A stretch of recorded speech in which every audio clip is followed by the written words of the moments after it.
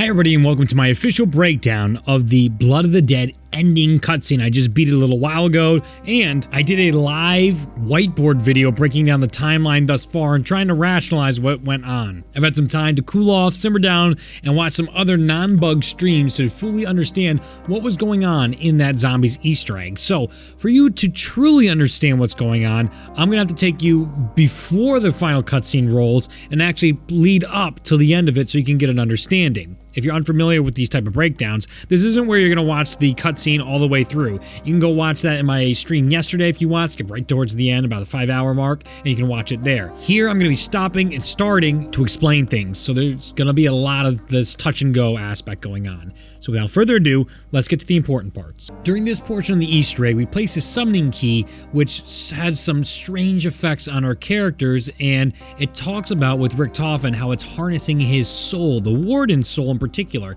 That's the same guy that's been running around the map. So we get this beautiful cinematic sequence going on, seeing how the cycle is finally being fulfilled. Now what that means is all the way through Black Ops 3, we were playing through the cycle. I'll get into more detail about that, but let's walk through the cutscene first. What's happening is the Warden is locking us down in prison, and this is supposed to repeat our thousands and thousands and thousands of years stuck in this purgatory state, only to be doomed to repeat what we did in Black Ops 3 all over again. This is important because Monty wants to stay in control. During this sequence, when we're inside the jail cells, Richtofen actually discusses in one of his many quotes that we'll play that they are always stuck here, that they always end up here, and he asked MC, what would you do, if you were in my position? What's important about this is Richtofen knows they're going to end up here, and he continues to do this over and over. If you remember in the comic books, he opens a canorium, and it says to the Victus crew, I die in every universe, but he's trying to avoid that. And because Richtofen's trying to avoid every universe, all these maps keep happening over and over again. This happens with a lot of symbolism as the game goes on, which is really, really wonderful to see. Like Richtofen's a representative of us, the players that don't want to move on, that want to hold on to their lives or hold on to this game as long as possible, who can't dare to let go of Richtofen. But we have to move on because the Aether storyline is coming to an end, but we are still going to get quite a few maps.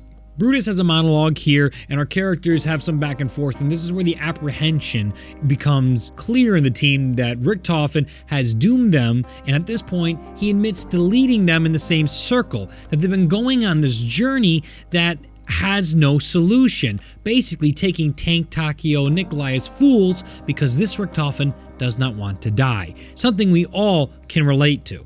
Now jumping ahead past this, there is this beautiful symbolism that you might overlook in this Easter egg, especially if your quotes don't play. My Richtofen timed out in this game, so we didn't get to hear these quotes. But you see this bird right now, that is actually Al Arlington. And he takes the shape of a bird because he's free. He's the one that broke the cycle. He's the character that's leading our characters out of the cycle, out of purgatory. He is Icarus, as it is always hinted at inside the comics, inside the Mob of the Dead game, the original one. It's beautiful to see him take flight, as he says in game, and he leads our heroes finally to freedom. He even holds off the Warden during this sequence. It's an extremely emotional sequence you should feel on your second time through, because the first time you don't really understand what this bird is doing during the Easter egg or guiding you. He shows up multiple times throughout this Easter egg, and the best part is Richtofen knows each of these steps because he's done them before. He's read them in the canorium, and he knows what must ultimately happen.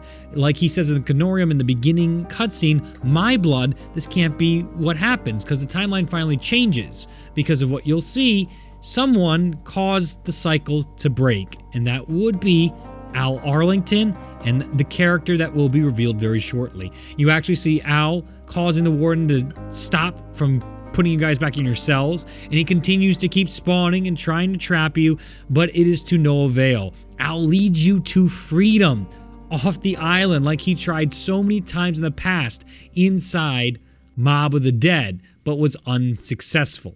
It's truly beautiful.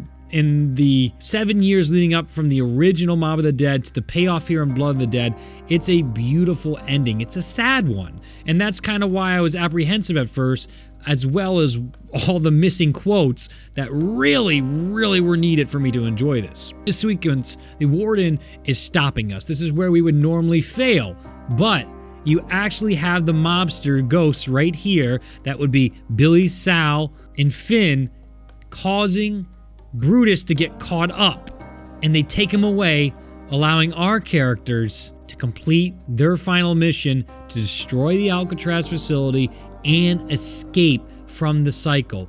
Break out of this endless purgatory where Monty stays in charge, and they are basically in limbo, in hell, dying endlessly without actually getting the sweet release of death. It is pretty rough. Jumping ahead to the boss fight, we actually hear the warden speaking in Apothicon. A detail I overlooked in the beginning of this video was the warden's private office in his house has all sorts of Apothicon writing all over it, and we even hear in radios the warden talking to somebody. What we would assume to be the Shadow Man is actually most likely Dr. Monty. During this sequence, Edward Richtofen, the character, actually finally gives up his blood to save the crew. And what didn't play in my game, but what played in other games, is our characters actually are scared, despite being apprehensive of Richtofen, despite even trying to turn on him. They don't want him to kill himself at the end. They try to get him out of the machine. They try and will him out of this machine, but Richtofen decides to make the ultimate sacrifice. He decides that this finally has to come to an end, that Richtofen is finally coming to grips with having to die. And that is a scary thought when you have to accept your own death, that it is inevitable, that no matter how many times he tries to run through the cycle, he can't escape. And what's more beautiful about this is in the last game, we had to see each character kill themselves, and then Richtofen never got his chance. Now, to explain this, Richtofen from the post-Revelations Primus robes shows up, and he actually uses the stone that we see in the trailer to end it all. He wakes up out of a secret cryopod that is revealed in the previous step that you just saw. This is mind-boggling because we don't know where this one came from. He is literally out of nowhere this secret, hey, gotcha, that Treyarch had, their ace in the hole. And this Primus Richtofen has led our characters to a new beginning, to potentially a whole new season where Richtofen is no longer the one in charge and our characters have their time to shine. At this point in the cutscene, all the trapped souls are being freed from Mob of the Dead, which potentially could include cursed souls like the people in SOE. It could include people like Al and Finn and the mobsters, 100% them, but other crews that could have gotten stuck here may have been freed. Now, moving on, Richtofen hands the Chronorium over to Nikolai. He's the only one that still has his soul because this takes place between Zetsubo no Shima and Gorod Krovi. Richtofen even tells him, "You're so important because you are key to defeating Dr. Monty." And they don't know who Dr. Monty is at this point, so they go, "Who?" He introduces himself in Gorod Krovi. This is a bold move from Treyarch back in the day to introduce Dr. Monty during Gorod Krovi, which didn't make much sense, and this Blood of the Dead map was very much needed as an explanation for what was going on and why it seems so rushed. Richtofen, this Primus post-Revelations version of him, is looking to break the cycle, defeat Monty, and bring peace to the universe. This now gives us great insight to Dr. Monty being the bad guy. If you remember Revelations quotes, the Shadow Man talks about, or Dr. Monty, a worm, and when you cut off its head, two heads form. This is in the same vein of Dr. Monty is the Shadow Man, or the Shadow Man is the shadow of Dr. Monty. They're both Apothicons, they're both bad guys, and they've been misleading us. Dr. Monty's even wanted our characters to turn on Richtofen and Gorod Krovi, and then eventually he tries to get them to play by his rules by giving him all the innocent souls. Somehow, the innocent souls of the children allow Dr. Monty to have power over the other people. Dr. Monty's perfect world isn't the one without zombies, it's the one where he's always an omnipotent god. And that's actually gives more value to the Shadow Man. He's not a good guy, and Monty's not a good guy. They're both bad guys. But the Shadow Man was trying to get rid of Dr. Monty's power, most likely. This is our speculation up until this point, that when he says he's the key to saving your world, he means that. He actually wants to save you from Dr. Monty, but for his own personal gain. It's almost like that chaotic neutral type of character, or chaotic evil, where they will do anything they can to benefit themselves, but then again, it might benefit society, almost like an anti-hero. What I'll point out is the bullet holes are still inside Nikolai's armor, so they have been through the cycle, so this is a group that has forgotten their memories. Reading the Chronorium, the team starts to understand why they have to leave this Richtofen behind. What is absolutely heartbreaking about this sequence is this is the Richtofen that had to do everything to break the cycle, but he didn't want to lose his life. He is actually the nicest and kindest Richtofen out of all of them. He's the one that cared the most to even save his friends. He's the Richtofen that was needed to break the paradox. And this Richtofen isn't forgiving, and the saddest part is they're going to forget about him because of the 115 delusions, the collapse of universe, and so on. There's a radio that explains why his blood is so important. And basically, Blood of the Dead is talking about Richtofen is a walking dead man, and his blood is needed to break the cycle. Why? All of his teleporting and time travel caused his blood to be charged by the Aether and the ethereal powers. That actually opens the portals for them to escape out of Blood of the Dead. His sacrifice allows our characters to leave Blood of the Dead and save the world, to stop Dr. Monty. But he doesn't get a thank you. He's left behind. The blood vials are destroyed. All the characters leaving them behind in the upcoming shots, and they walk to their new portals. They could save this Richtofen, but they're so guilty that they have to leave their friend behind. They walk away. They leave him behind for his ultimate sacrifice, and it is heartbreaking. Blood of the Dead is by far the most depressing map ever in Call of Duty Zombies. It is tragic. The story of Edward Richtofen and how he went about the universe to try and save everybody and eventually had to give in to his mortality. It is heartbreaking to see basically our protagonist die. But the symbolism is beautiful. And it's something you should take away about this, is that the Aether storyline isn't over, and because of his sacrifice, our characters are going to ensure a brighter future. Moreover, Nikolai's so important because his soul is free. Monty is already holding hostages of all the other characters' souls. Richtofen's soul was plucked very early on. Richtofen could have been manipulated by Monty into continuing the cycle because Monty had complete and utter control over his innocent soul. My only disappointment with this trailer is Primus continuing at this point. Though Noah J brought up to me the bright side, and JC Backfire, that this allows them to have more development, to finally branch out on their own, hopefully, if the other Primus characters don't bother them, the post-Revelations one. Some even suggested that each of the DLC maps will see a post-Primus character help our characters through the final season of the Aether storyline. Now, I want to remind you that inside Classified, on the walls, it says Ultimus will prevail. We had a cipher saying Primus will fail. I want you to remind you that Ultimus means last and Primus means first. Victus means sacrifice.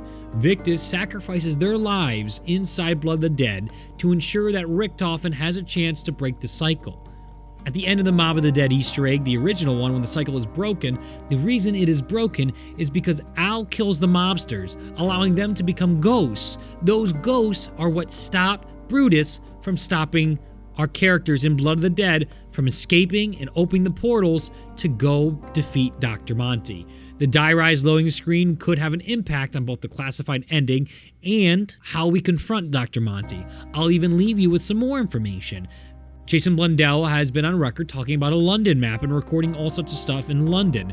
Dr. Monty is very much a character rooted in English heritage, and we believe the house is located in London, obviously in Argatha, but the map itself could take place in the hillsides of London, or the United Kingdom. That could all be leading to a final showdown in one last map where Ultimus, or the original crew that started Call of Duty Zombies, will take on Dr. Monty to finish everything for good. But we will have some swapping of characters and crews. Nikolai might actually lead the Ultimus crew, while Ultimus Richtofen might join the other one. There's a lot of mixing and matching that can go on, and we'll have to see how that goes. I love and hate this ending. I love it so much because it's so emotional and it's so beautiful.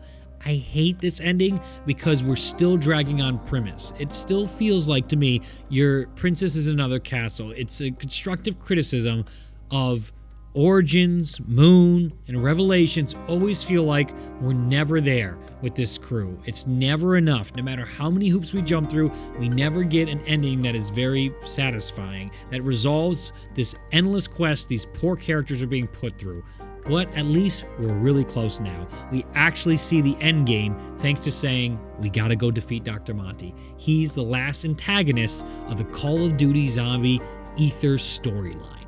And that is something to be happy about.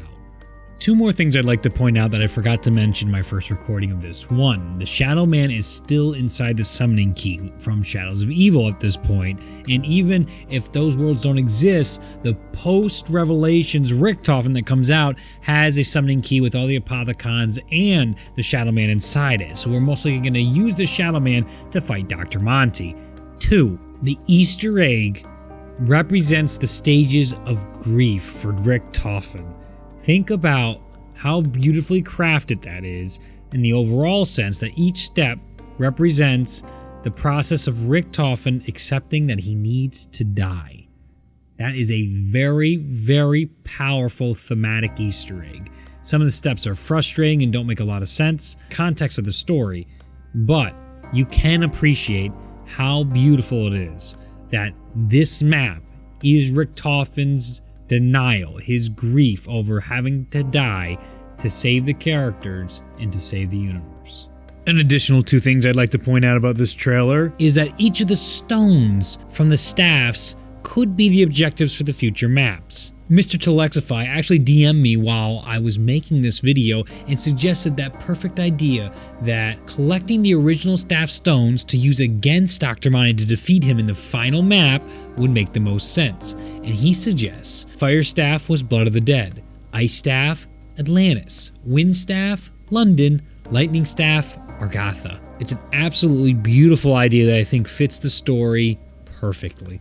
The replica staffs were weak, or these will not. And I also want to point out that dialogue and the word choice is incredible for the cutscene and for the sequence leading up towards it.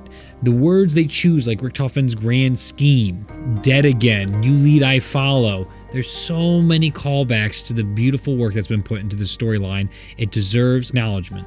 This was a very long breakdown. There was a lot of information in here, so I'm going to stop it for now. But there's so much more to talk about. There's so many more theories, so I encourage you to subscribe and make sure you tune in for much more Call of Duty Black Ops 4 coverage. Head over to my website if you're interested in picking up any of my posters. I have this beautiful memories collection that celebrates both Primus and Ultimus being developed at the moment. These are still the work in progress images, so as soon as they're done, they'll be posted and I'll be sending them out and you'll see the actual images. You can decide for yourself if you want. There's also a Jug t-shirt if you miss Juggernog. Regardless, thank you so much for all the support. I am dumbstruck. I am blown away and I am eternally grateful and humbled by having over 2,800 people watching me play Blood of the Dead and seeing the ending. I've never, ever in my wildest dreams thought I would get to that record. The most viewers I ever had was 1,000 during EE4C, and that classified my first playthrough was over 1,300, and then you more than doubled it this time. Thank you. It's been absolutely wonderful to experience this with you, and I hope you join me on this journey through the last year of the Aether storyline and finding out more about the chaos, because there's lots more to break down, but the spotlight has to be on our beloved crews. Tell me your thoughts on this cutscene in the comments down below.